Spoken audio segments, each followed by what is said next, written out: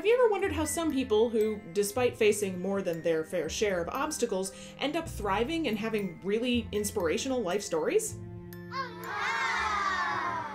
Harry Potter is really the poster child for facing obstacles and overcoming adversity. He comes from humble beginnings, but faces many challenges and obstacles, but manages to overcome them all to defeat the evil wizard Voldemort. Oh right, spoiler alert?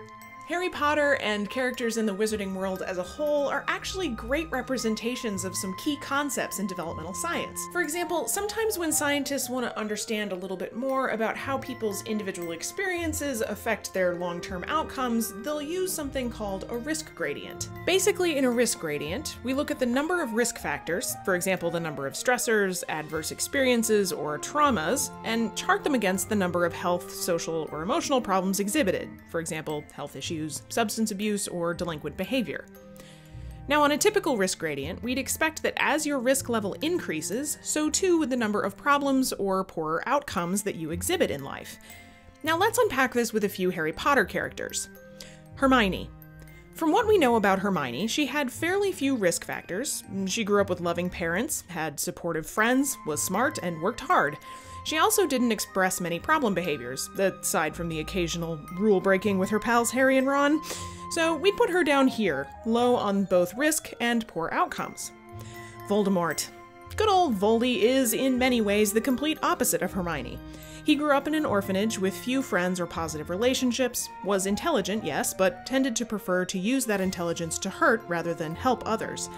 This resulted in some, well, fairly severe problems and delinquent behaviors, what with becoming the biggest, baddest dark wizard in history thing. Both Hermione and Voldemort represent what we tend to expect on a risk gradient. Higher risk equals more problems, lower risk equals fewer problems. Now let's take Draco Malfoy for an example. Draco grew up in a wealthy family, was very clever, and had experienced relatively little adversity in his life, at least until he turned into a Death Eater. Life's pretty cushy when you're Draco Malfoy and your father's in with the people running things, yet Draco expresses more problem behaviors, difficulty coping with challenges, and again, that whole becoming a Death Eater and trying to kill Dumbledore thing. So he would be what we would call off-gradient, because though he experienced relatively low levels of adversity, he exhibits a lot of problems. Lastly, we'll consider the boy who lived. We know the most about Harry, and I'm sure you could come up with a laundry list of risks he experienced, so here are just a few. Death of both parents at the hand of the biggest baddie the wizarding world has ever known, blatant mistreatment by his aunt and uncle, some struggles in school, especially early on, and overwhelming expectations placed on him to, save the world. No biggie. Yet Harry manages not only to survive with his life, but thrive in his relationships with others, use his problem-solving and intelligence to get him out of several tight binds, and overcome and defeat the Dark Lord by the time he was 17. So yeah, he's doing pretty well. Both Harry and Draco's examples are unexpected. They go against what we would predict based on life circumstances, wealth, and experiences. So what is it about people who thrive under situations of extreme adversity that makes them different? Scientists refer to this ability to be able to recover and cope in the face of adversity as resilience. Now, it's important to note that resilience is not a characteristic that some people have and other people don't. Resilience fluctuates across the lifespan and is dependent on the experiences and the context surrounding an individual. Resilience is often dependent upon people's access to what we call protective factors. That is, factors that protect or support a person's ability to recover from a stressful life experience. So here are some examples of common protective factors and some Harry Potter characters who exemplify these characteristics. Positive, consistent relationships with caregivers, relationships with other caring adults, relationships with close friends or romantic partners, intelligence, problem-solving skills, self-regulation, emotion regulation, planfulness, the motivation to succeed,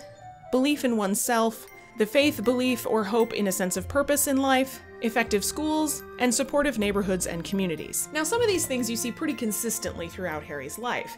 He's smart and motivated and driven and has caring relationships with friends and other caregivers pretty much throughout the whole story. But there are cases where Harry's access to these protective factors changes over time. For example, in the first couple of books, you see that Harry is generally supported by the wizarding community as the boy who lived and the chosen one. However, later in the series, that starts to change, and Harry is even sometimes perceived by by the wizarding community as the villain. We see the role of Sirius Black's character in Harry's life as a parent-like figure and a source of support for Harry. We also see the crushing impact that losing Sirius has on Harry in all of the anger and self-doubt we see in Book 5. So much angst. Similarly, though Harry relies on his friends Ron and Hermione pretty consistently throughout the series, in Book 7 we see what a breach of friendship means for Harry's ability to cope with the stress of finding Horcruxes. The point is that throughout Harry's life, he learns how to rely on these protective factors to get him through the many threats and stresses that he faces. And sometimes when those protective factors aren't available to him, he struggles for a while until he's able to shift and take advantage of some of the other protective factors around him. Now granted, we are not all trying to save the world from the evil dark wizard like Harry, though sometimes it can kind of feel like it, but throughout our lives we go through periods where we're more or less resilient to stress. So for families and children experiencing high levels of stress and adversity, having access to the protective factors like the ones Harry has is essential to promoting health and well-being. And these are fairly ordinary things. They're not multi-million-dollar interventions or magic pills or things that only people from specific backgrounds can have. And in fact, most of them are built upon or strengthened by the relationships we have with other caring individuals. And those people exist everywhere, and they're pretty ordinary. In fact, years ago, one researcher described resilience as ordinary magic.